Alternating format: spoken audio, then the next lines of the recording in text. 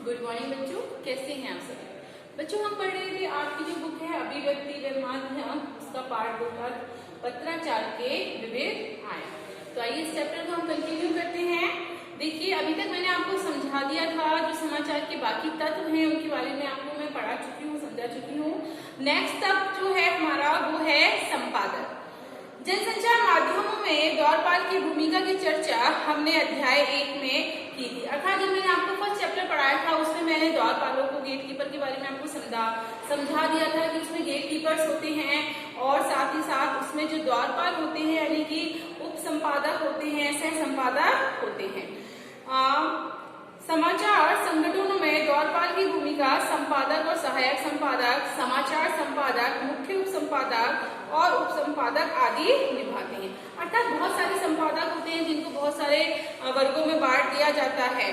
समाचार संपादक मुख्य उप संपादक के वे ना तो सिर्फ अपने संवाददाताओं और अन्य श्रोताओं से प्राप्त समाचारों के चयन में महत्वपूर्ण भूमिका अदा करते हैं बल्कि उनकी प्रस्तुति की जिम्मेदारी पर भी उन्हीं पर होती है।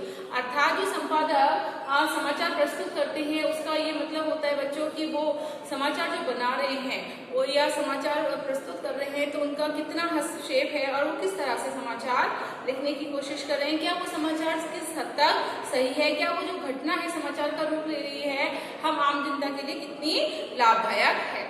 समाचार संगठनों में समाचारों के संकलन का कार्य जहां रिपोर्टिंग की टीम करती है वहीं उन्हें संपादित कर लोगों तक पहुंचाने की जिम्मेदारी संपादकीय टीम पर होती है। देखिए रिपोर्टर्स जो होते हैं वो सूचनाओं, इंफॉर्मेशन यानी घटनाओं को कलेक्ट करके लाती हैं।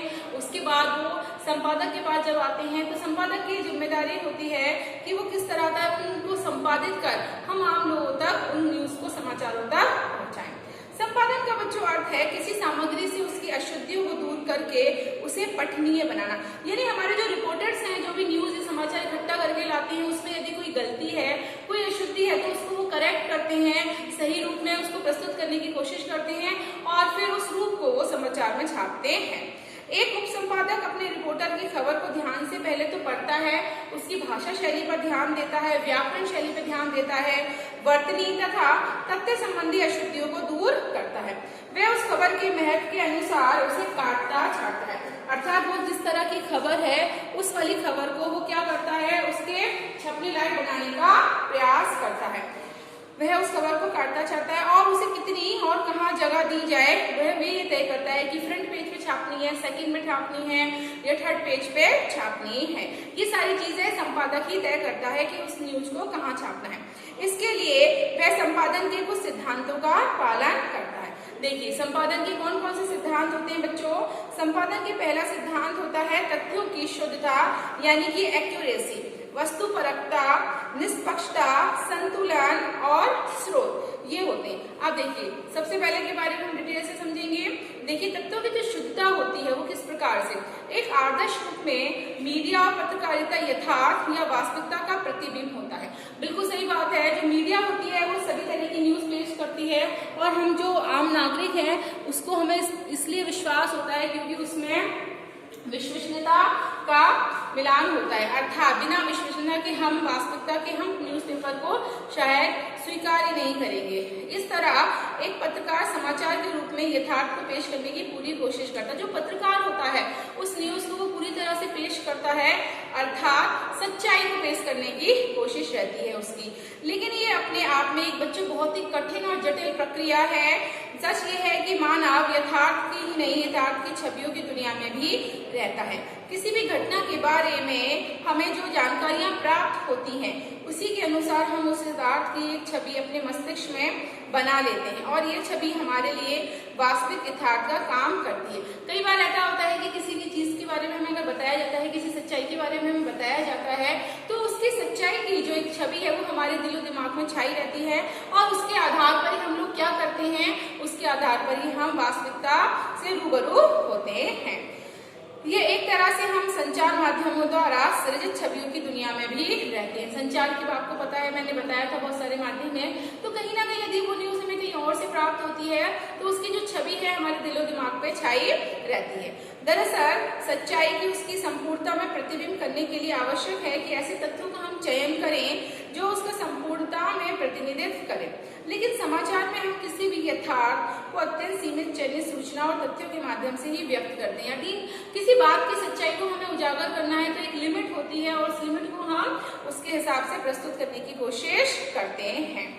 आगे बता रहे हैं कि किसी भी विषय के बारे में समाचार हम जब लिखते समय हमें बहुत सारी सूचना और तथ्यों को क्या करते हैं, उनका सबसे पहले हम चयन करते हैं कि और हम किन्हें छोड़ते हैं, मतलब किन न्यूज को हमें नहीं लिखना है, किन न्यूज को हमें न्यूज़पेपर में नहीं छापना है। कहीं ना कहीं बच्चों ये हमारे लिए यानी समाचार जो है उनके लिए एक बहुत बड़ी चुनौती का काम है, क्योंकि किसको रखना है किसको नहीं रखना, ये एक बहुत बड़ी परेशानी होती है।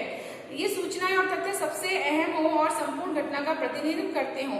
तथ्य बिल्कुल सटीक हो और सही होने चाहिए और उन्हें तोड़ना मरोड़ना नहीं जाना चाहिए। जैसे 6 अंधों और एक हाथी की कहानी ही ले लीजिए, वे तथ्य या सूचनाएं जो हर अंधे हाथी को छूकर प्राप्त की हो, आप उसमें सच है।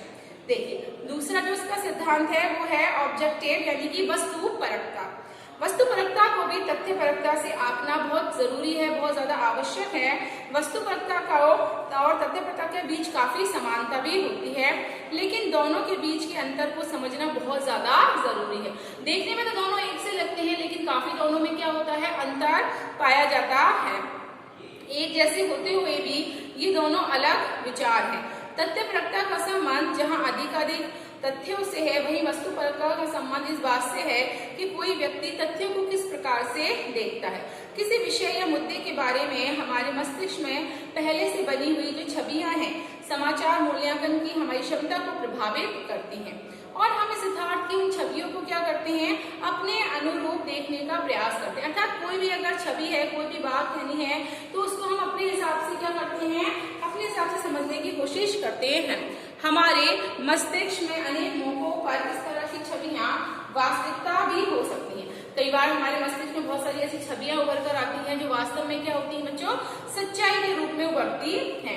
ये भी कहा जा सकता है कि वस्तुपरकता की अवधारणा का संबंध हमारे सामाजिक, सांस्कृतिक और आर्थिक मूल्यों से अधिक है। हमें ये मूल्य हमारे सामाजिक माहौल से मिलते हैं। बचपन से ही हम स्कूल में, घर में, सड़क पर चलते हर कदम पर हर पल सूचनाएं प्राप्त करते हैं और दुनिया भर के स्थानों, लोगों, सांस्कृतिक आदि सैकड़ों विषयों के बारे में अपनी एक धारणा या छवि बना लेते हैं। अर्थात हमारे आसपास का जैसा भी माहौल है, जिस तरह की भी सांस्कृतिक सामाजिक धरोहर है, उनको ध्यान में रखते हुए हमारे मन में एक छवि उभर कर आती है। वस्तुपरकता का तकाजा यही है कि एक पत्रकार समाचार के लिए तथ्यों का संकलन उसे प्रस्तुत करते हुए अपने आकलन को अपनी धारणाओं या विचारों से प्रभावित न होने दे।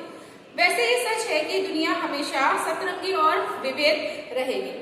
इसे देखने का जो हमारा नजरिया है, दृष्टिकोण है, वो भी बहुत अनेक होता है। इसलिए कोई भी समाचार सबके लिए एक साथ वस्तुपरक नहीं हो सकता।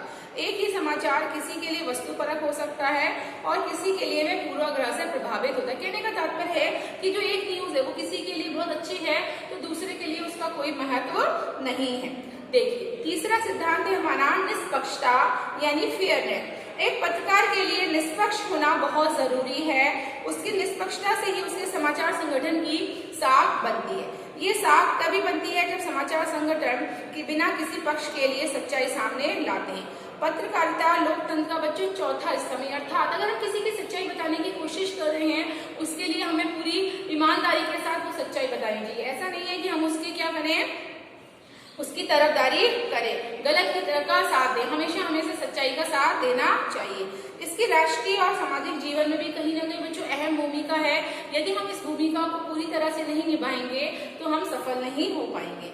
लेकिन निष्पक्षता का अर्थ तटस्थता नहीं है कि हम एक ही स्थान पर बने रहें, एक ही बात के पीछे लगे रहें। इसलिए पत्रकारिता सही और गलत, अन्याय और न्याय जैसे मसलों के बीच तटस्थ नहीं हो सकती, बल्कि वह निष्पक्ष होते हुए भी सही और न्याय के साथ होती है। अर्थात हमेशा सही और का साथ देने वाले में ही तटस्थता होती है।